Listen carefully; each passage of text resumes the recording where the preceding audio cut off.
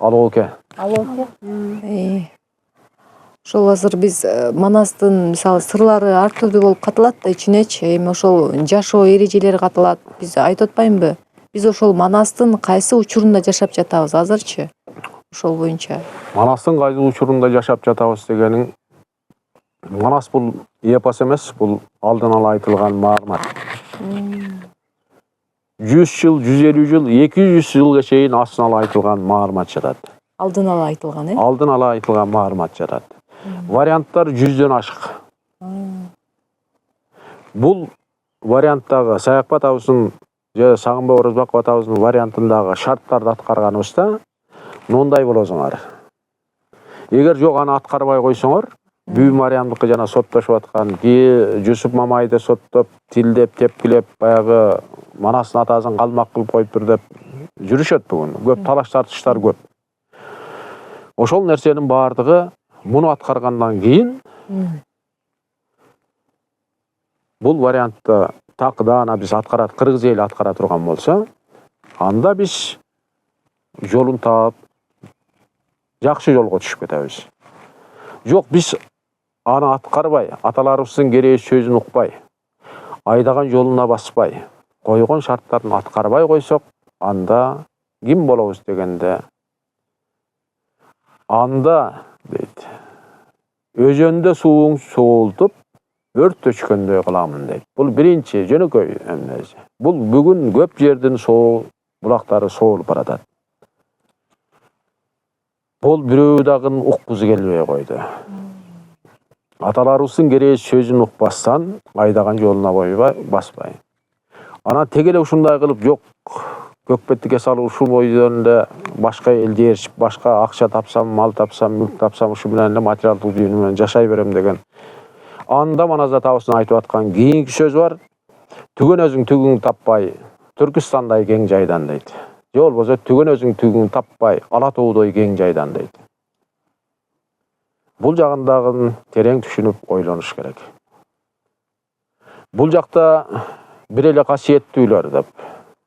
Касиеттүүлөрдүн бардыгы бүгүн кимдер? Көз ачыктар дешет, бирөө аян алгандар, бирөөздөр шаман дейт, бирөө дагы бир нерсе деп айтышат. Ар ким ар кандай кылып Манас десең ширик дейт. Алардын бардыгы жер бетинде убак сааты келгенде бардыгы Манаста бураны чакырат. Муну да айтып койгон. Бирок миңген аты жүрбөстөн талпайып бардык жоктон курук калат дейт. Бүгүн кыйкыргандар кыйкыра берсин, ширик дегендер ширик дей берсин.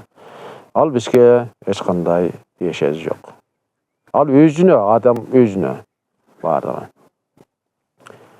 Эми жана сен берген Кыргызга кыянаттык кылып аткандар кимдер? Алууке деген канчыгып айбатынан жан чыгып деп сүрөттөлөт Манас. Алууке деген душман бар. Алууке деген сөз эмнени түшүндүрөт? Алыбызды оодарып алдык биз. Алым оуду, шайым оуду деген сөздөрдү кыргыз баягы кубаты түгөнүп баратканда айткан. Ошол ал биз ооп кеттик. Же болбосо өз оогубуздан жаңыра баштаганыбызды айтат. Алууке дегенде ал жерде орустан керки хан чыгып айбатынан жан чыгып дейт. Орустан керки хан чыгып айбатынан жан чыгып деп дагы айтылып атат. Ошол башка элдин маданияты Кыргыз элинин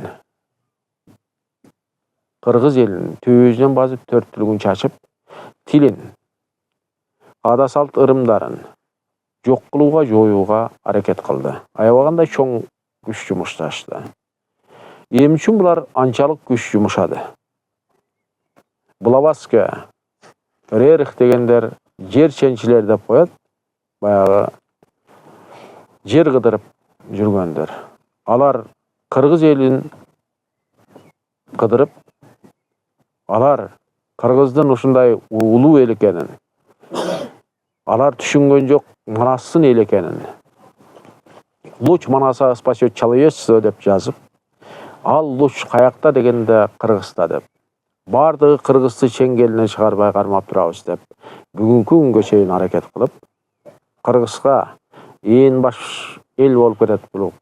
Ким ошону кармап турса, Кыргызды ким кармап турса, ошол эл дүйнөнү башкарабыз деп ойлоп келишет. Кыргыздын миссиясы же болбосо дүйнөнү эч ким эч убакта башкара албайт. Америкада башкарам деп келет. Бүт бардыгын, Россиядагын, азыркы Кытайдагын бардыгы эмне кылат?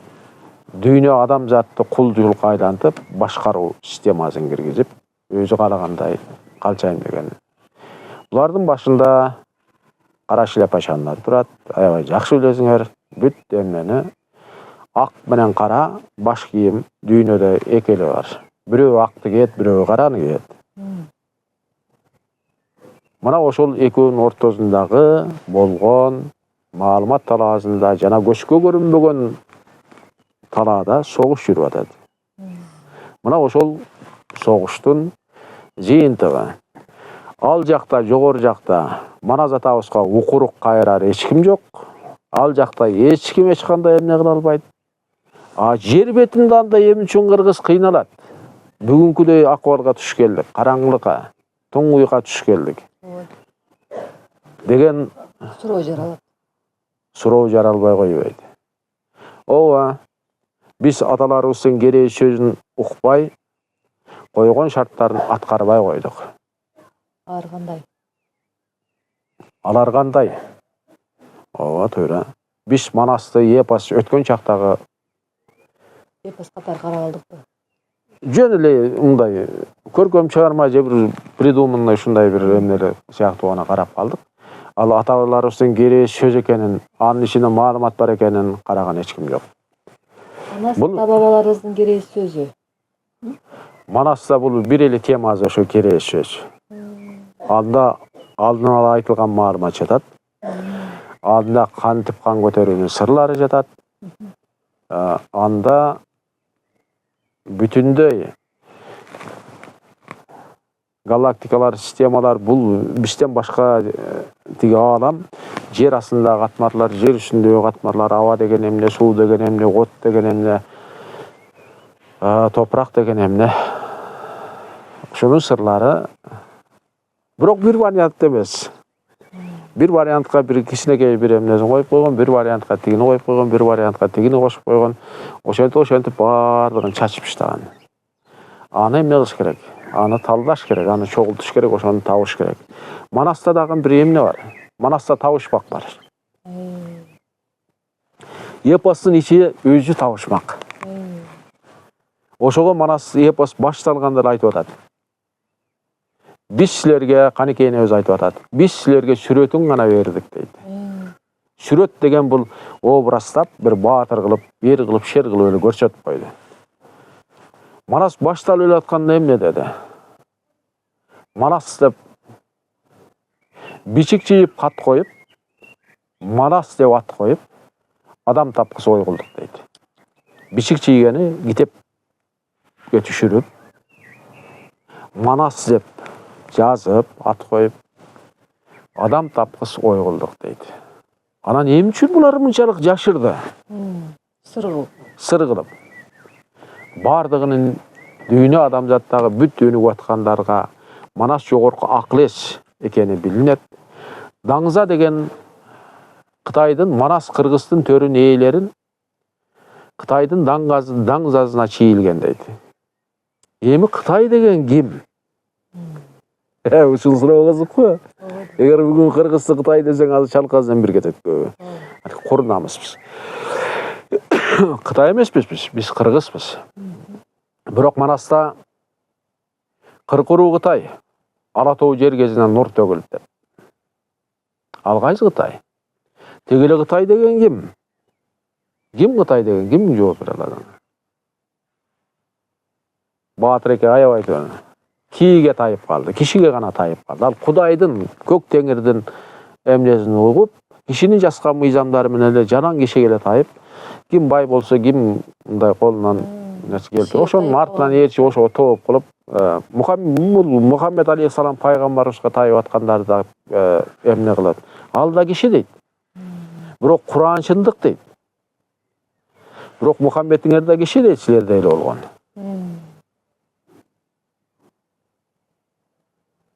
Эми анда Кытайларды санап көрөлү. Кыркыруу Кытай. Ала тоо жер кезинде нур төгүлүп. Бул Кыргыздын кыркыруу Кытай. Кыргыз элин айтып атат. Экинчи Кытай ким? Өңү сары көзү көк. Отуруп бешеп кылганды билбеген. Кудайын икона сүрөт тартып алып, каккан коңуроосу 40 чакырымга угуруп жаткан чет бейжиндеги Кытай. Орустар сүрөттөп атат. Коңшу кара курттай кыбыраган. Калкы саны жагынан бүт бардыгы. Буларды курт кумурска жеген. Жегени жанан гана чөп чар жеген. Француздарды бака жеген. Тигилерде түпкү бейжин чоң мекеде отурган караканды кандай деп сүрөттөп атат дегенде таш сыйынгандар деп айтат. Таш сыйынып кантип алар таш сыйынып атат. Каба деп кара ташка эле сыйынып турушат. Ошо ташка сыйынганды ажыдап келишип атат. Ал бизнеске айланып калган. Ал кантип акча чогултуу? Бардыгы ошол нерсени колунан чыгарып коем деген коркунучу бар. Алар канча деген миллиард деген акчаны жөнөтүп, Кыргызды ойгонуп кетишин каалабайт. Эгер Кыргыз ойгонуп кете турган болсо, жалпы анда эмне болот? Кыргыз жалпы ойгонгондо эмне болот? Кана кимиң жооп берет азыр? Эмне болот? Эмне өзгөрөт? Манас болот.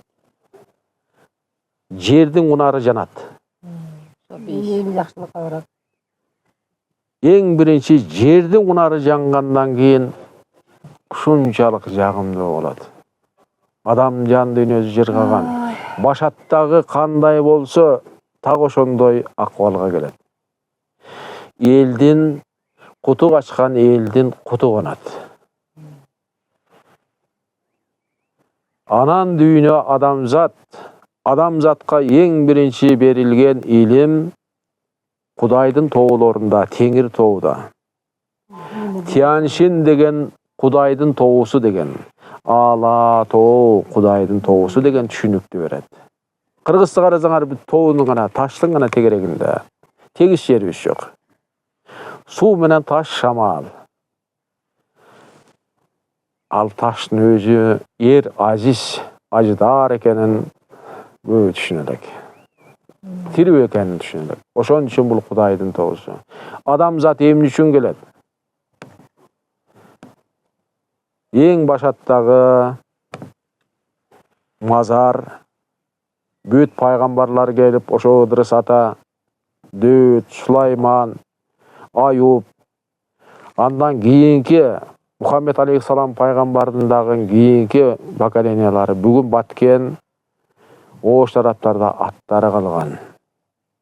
Алар да зыярат кылган. Эмне үчүн келишкен алар?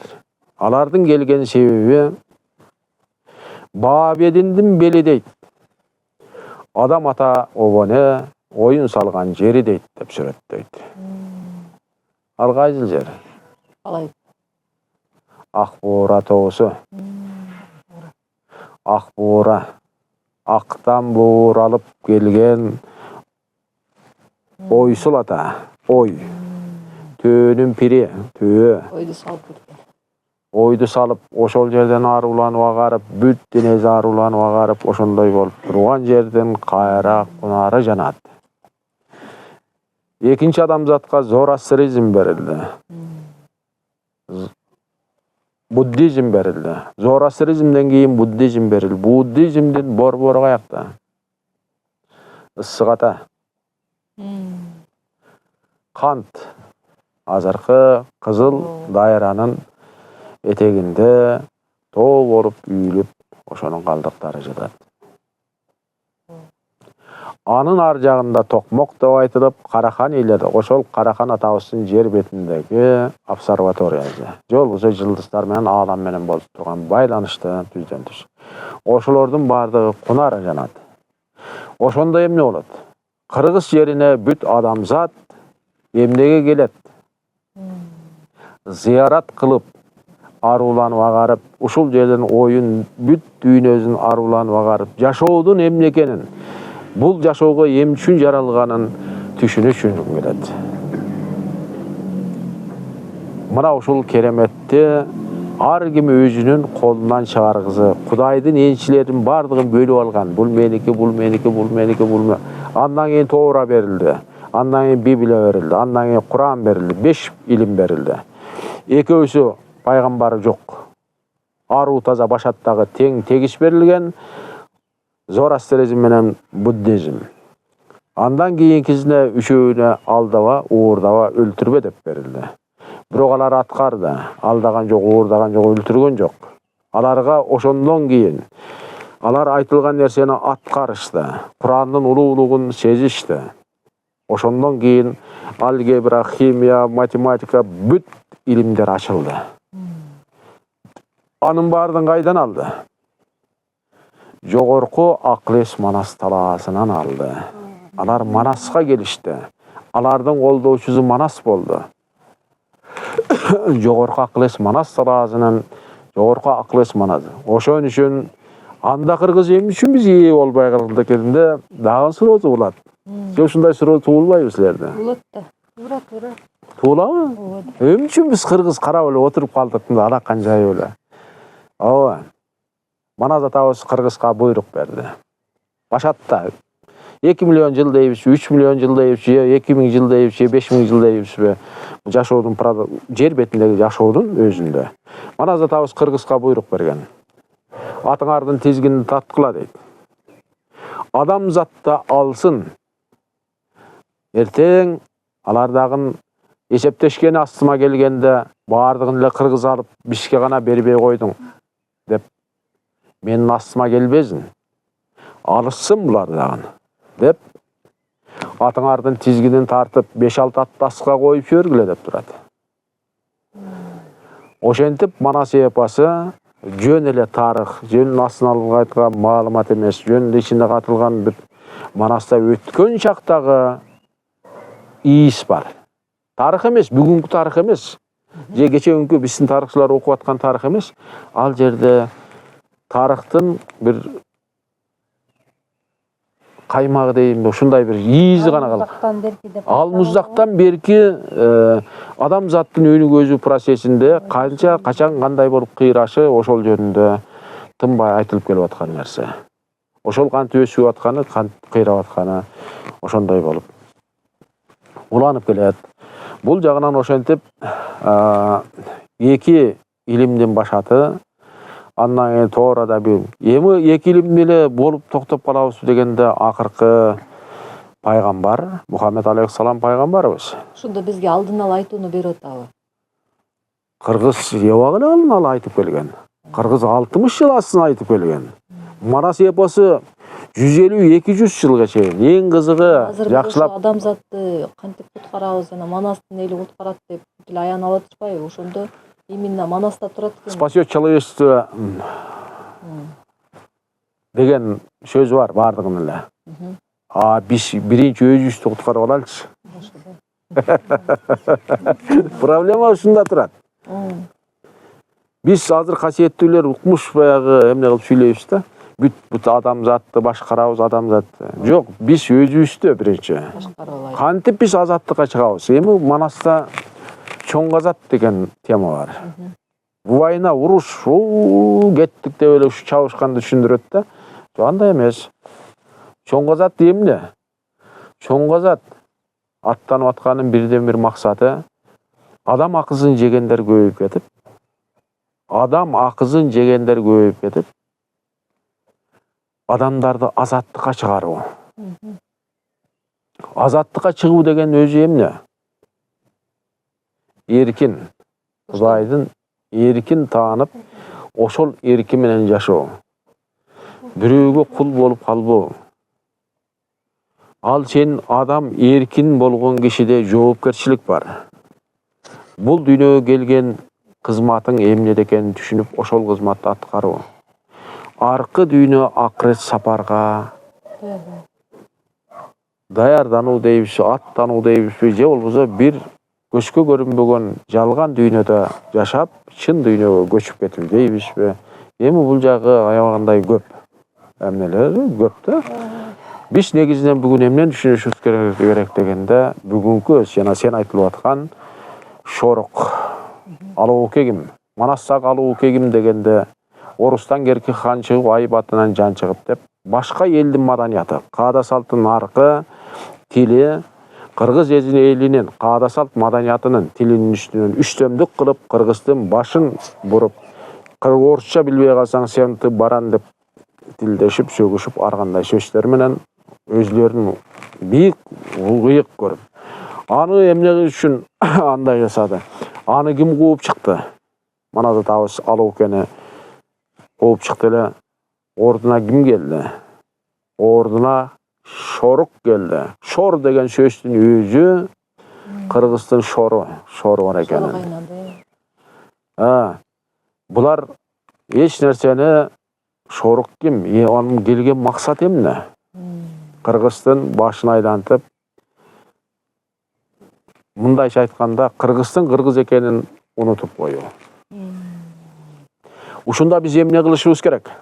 Дегенде биз Алоокке кеткенден кийин 95-97 92 жылдан кийин Манас атабыз күркүрөп кирип келди. Кыргыздын жерин бүт бошотуп берди.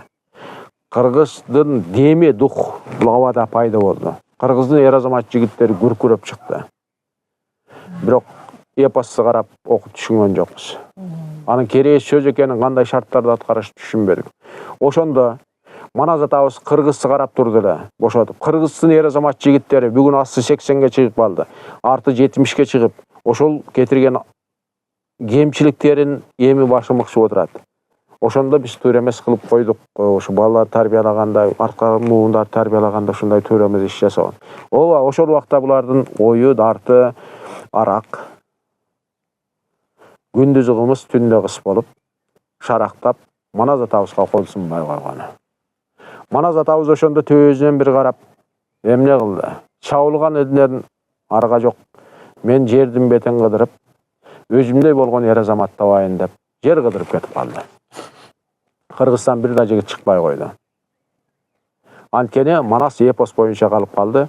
Анткени Манас дегенди унутканга мүмкүн болушунча жакын жолотпого аракет кылып келишкен.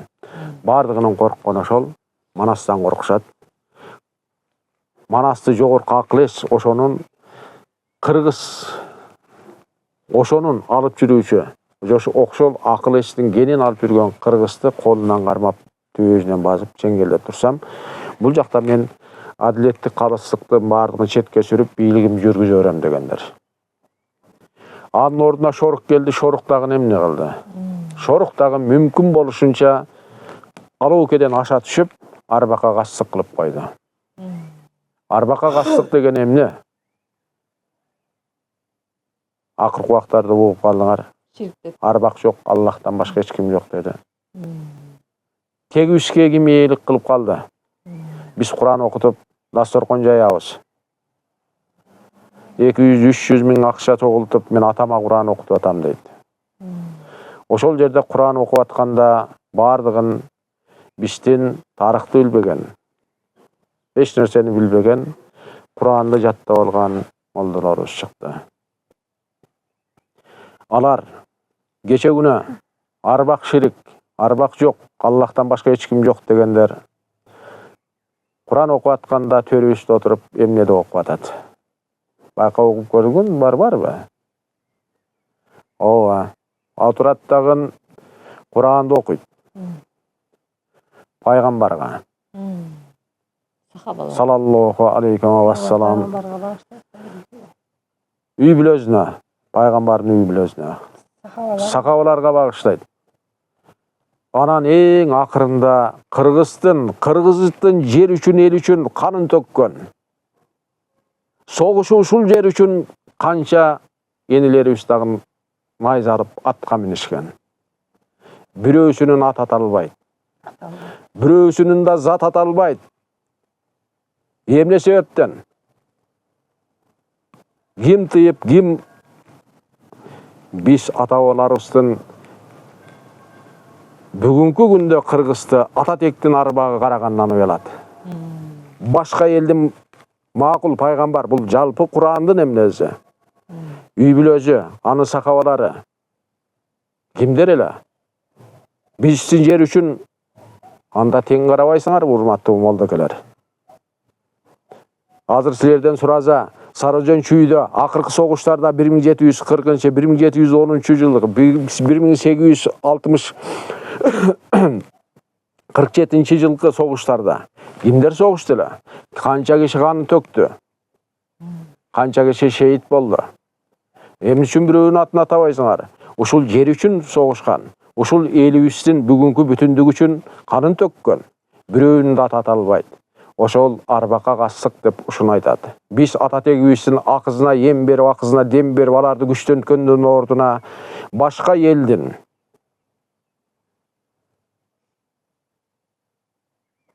акызына эм берип, акызына дем берип, ошол элди азыктандырып. Биз ата тегибиздин акызын жегизип койдук. Мына ушундай жөнөкөй жол менен гана тарыхты билбеген, тегин унуткандардын жолу менен ушундай кылып ата тегибиз бүгүнкү кыргызды шордотот. тетир карап койду деп айтат. Бүгүнкү кыргыз ата тектин арбагы карагандан уялат деген мына так ушул болду. Эң акырында ошол окутуп аткан Куранды мумин муслимдин катарына алып барып, мумин муслимдердин катарында деп сөз сүйлөшөт. Мумин деген, муслим деген башка эрки жок жашап өткөн кишини айтат. Биз автоматик ата тегибизди ошол жарык дүйнө менен коштошкон кишини мумин муслимдердин катарына кошуп койдук. Же болбосо Сибирге сүргүнгө айдагандай кылып эле ата тегибиз ошондой. Ошон үчүн текес деген эң чоң душман ал дуа окуп аткан айтылат. Камышында, чөбүндө, туузунда, суусунда бүт эмне кылып таштаган ушул болот. Апа болбоңуздар, бул чындык. Молдокелер, аалымдар ата-бабаларыбыздын улуу рухуна ак жалгап, акызына эм берип, акызына дем берип, өткөн кишиге арналган Куран, өзүбүздүн жер үчүн, өзүбүздүн элибиз үчүн күрөшүп канын төккөн ата текти унутуп койгон жаман. Чоң рахмат.